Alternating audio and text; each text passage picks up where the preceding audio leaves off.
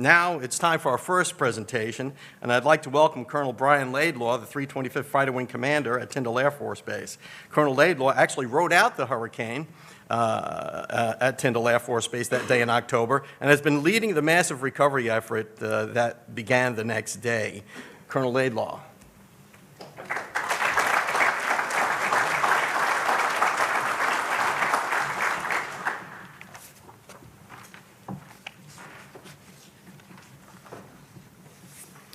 Good morning, everybody. It really is great to stand up here and look out over this crowd. I'm told 450 plus, maybe even pushing 500 today. I know your time is precious, and the fact that you chose to spend some of your time with us today means a lot, and we appreciate it. Sir, Mr. Henderson, thank you very much for coming to share with us your thoughts and your perspectives from the absolute highest levels of our Air Force. It really is great to hear from you about our base down here at Tyndall. So, sir, thanks for coming down with us today. So for nearly 80 years, our base and our community have grown in near perfect harmony. Your enduring support is unquestionably second to none. We do not take your support for granted. We revere it. As we rebuild, we are going to need that help now more than ever. Thank you all for being here today, and thank you for choosing to be a part of something special. So this is why we're here. I know most of you have seen this picture before. You saw in the video some of the impacts that we saw across the base due to the storm. As Mr. Henderson alluded to, we sit on a beautiful peninsula of 29,000 acres. We're surrounded by 129 miles of coastline, and in my opinion, some of the most pristine beaches anywhere in the world. You can see those 29,000 acres on this picture that's back behind me. Up here is the picture of the storm covering most of the Gulf of Mexico. If you zoom in on the eye at about 12:30 on the 10th of October, there you see our 29,000 acres. For reference, that eye is about 15 miles across. Nearly every structure on our base suffered some degree of damage. About a third of the structures were completely destroyed. Unlike our neighbors in Mexico Beach to the east and Parker up to the west, we did get a brief reprieve when the eye of the storm passed overhead, as you can see in the picture right here. But even now, 6 months later, as I look at this picture, I am certain of one thing, that without question, the 10th of October 2018 has changed our community forever. And I like to think that it's given us an opportunity. And as the installation commander, it is truly my privilege to introduce those of you who are not familiar with Tyndall Air Force Base, some of the things that we do on the base and where we came from. Tyndall Air Force Base started as a gunnery school. It started back in 1940. Our first 2,000 students came across the bridge and showed up at our gates on the morning of 7 December 1941. Yes, that is Pearl Harbor Day. To this day, we continue every single month to graduate students across various specialties in our Air Force to go on to assignments to the combat air forces. During World War II, we trained thousands of anti-aircraft artillery gunners, including Clark Gable. As Mr. Henderson alluded to, we've been a long-time fighter base. It's fitting that this base takes its name from a World War I fighter pilot, Lieutenant Francis B. Tyndall. I had the privilege of meeting Lieutenant Tyndall's daughter and his 3 granddaughters who came to visit our base after the storm.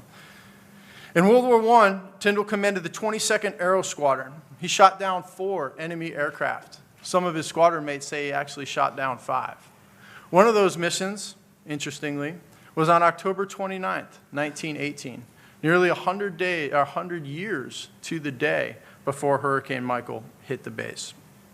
The Army gave Lieutenant Tyndall a Silver Star for gallantry that day. Like so many who have gone before me, I am proud of Lieutenant Tyndall, and I am proud of our long history of training both soldiers and airmen right here in Bay County, and we hope for this to continue. This is Tyndall Air Force Base today. Tyndall Air Force Base is the home of the Checkertails. The Checkertails are the 325th Fighter Wing. The 325th Fighter Wing has 2 flying squadrons. Those are the pictures you see up here. We have a training F-22 squadron, the Air Force's only training squadron for F-22s. We also have a T-38 squadron, which is an adversary air squadron. Those squadrons are temporarily conducting their flying operations just down the road at Eglin Air Force Base. As you work clockwise around the picture, I'll introduce you to some of our major mission partners and some of the important things and unique things in many cases that we do at Tyndall Air Force Base and provide to our Air Force. Starting at the top in the 12 o'clock position up there, you've got 1st Air Force, AF North, and the 601st AOC. These men and women provide overwatch for homeland defense for the entire continental United States, U.S. Virgin Islands, and Puerto Rico. They stand the watch 24 hours a day, 7 days a week, 365 days a year. And they've been doing it since December 21st, right after the storm.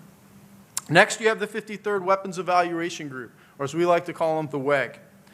At the WEG, we conduct all air-to-air and air-to-ground weapons testing for our United States Air Force, as well as, in many cases, the Navy and joint partners and coalition partners who deploy in from all across the world. These are the men and women who fly the QF-16s that you often see flying nowadays. These are the F-16s with the orange-painted tails and wingtips. Next is the Red Horse Squadron, the 823rd Red Horse Det 1. They run our Silver Flag exercise. The Silver Flag exercise gives our Air Force's civil engineers and many other Air Force specialty codes the opportunity to deploy into a remote location, figure out how to stand up a base from a bare bones condition, how to conduct Air Force missions no matter what their circumstances are, and then how to break that base down and turn the land back over to the host nation. All the men and women who are deploying overseas fighting our nation's wars in that type of a scenario are coming through our Silver Flag site, located down on the east side of outside of our property, down close to Mexico Beach. We're also home to a portion of the Air Force Civil Engineering Center. You're going to hear a lot more from Air Force Civil Engineering Center, or as we like to say, AFCEC, later today. Among the many things that they do for our nation, here at Tyndall, they do extensive research and development, including how to make our bases more resilient in the future. Next, you have the 337th Air Control Squadron. These are our Air Battle Managers' schoolhouse. All the men and women who do that mission set, whether it's in AWACS, the aircraft with the radar over the top, or at our control reporting centers all across the globe, all of those men and women come through the gates at Tyndall Air Force Base to get their initial training. As Mr. Henderson alluded to, Tyndall Air Force Base also gives us access to some of the best test and training ranges anywhere in the world. This is a picture of what Mr. Henderson was referring to in his remarks. The military airspace in the Gulf of Mexico stretches from New Orleans all the way to Key West, if needed. In the picture that you're looking at back here behind me, to give you a frame of reference, the top left-hand corner is Pensacola. The bottom right-hand corner is MacDill, down by Tampa. In addition to the vast over-water airspace, we've got tremendous over-land airspace up to the north and to the east, up in the top portion of the picture right here. Multiple times a year, out of Tyndall Air Force Base, we host an exercise called Checkered Flag. Checkered Flag is the most advanced air-to-air integration exercise, or one of the most advanced air-to-air integration exercises that we do in the United States Air Force. Because of this airspace that you see back behind me here, aircraft will fly in from all over the southeast. They'll fly in from Eglin, from Tyndall.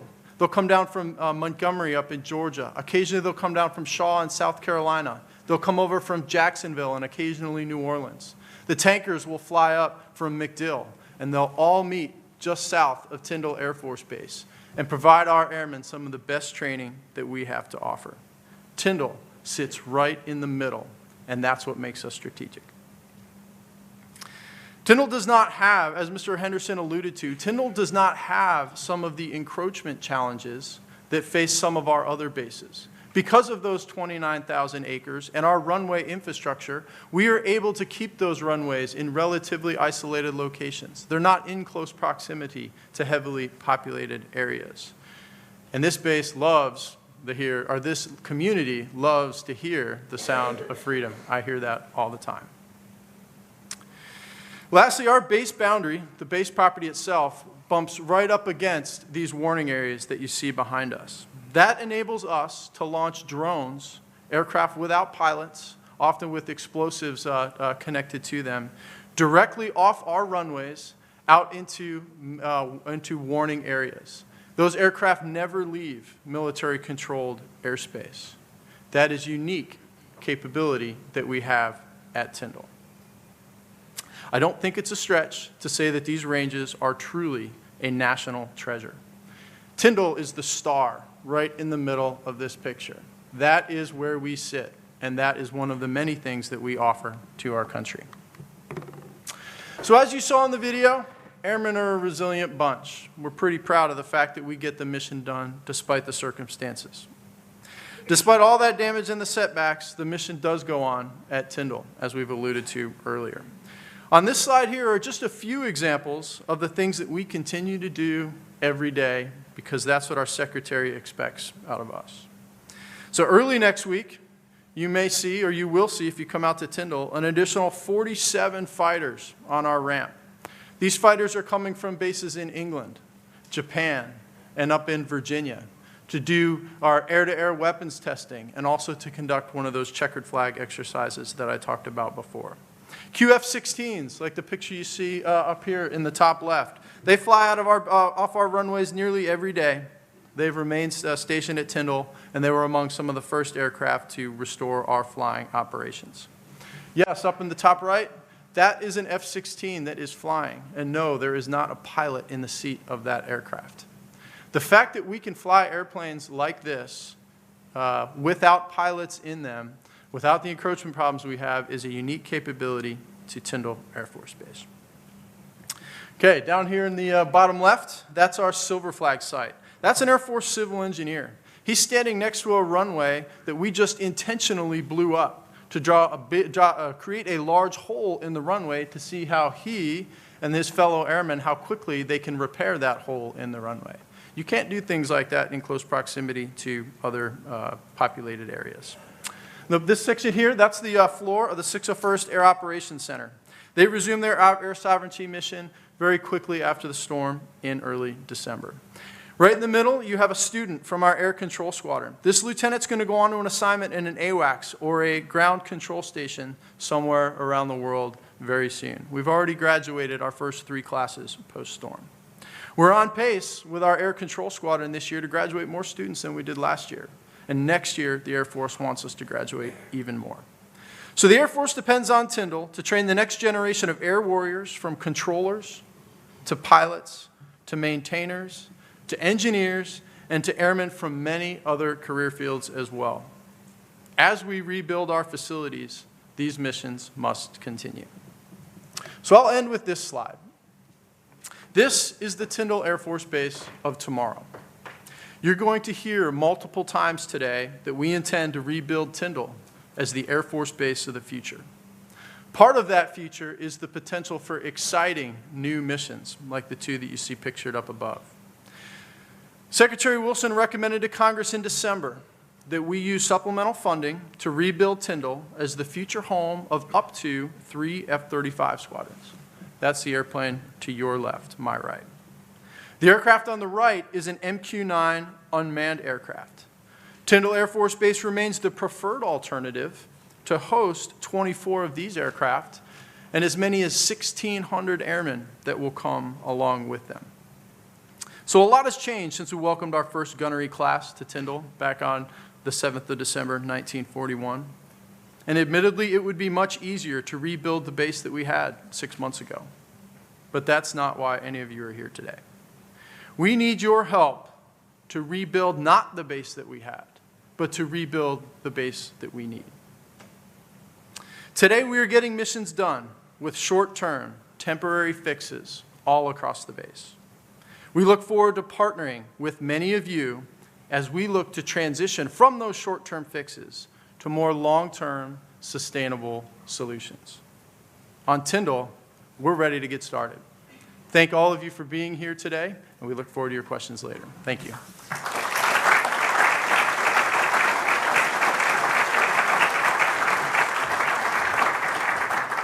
Thank you, Colonel Laidlaw.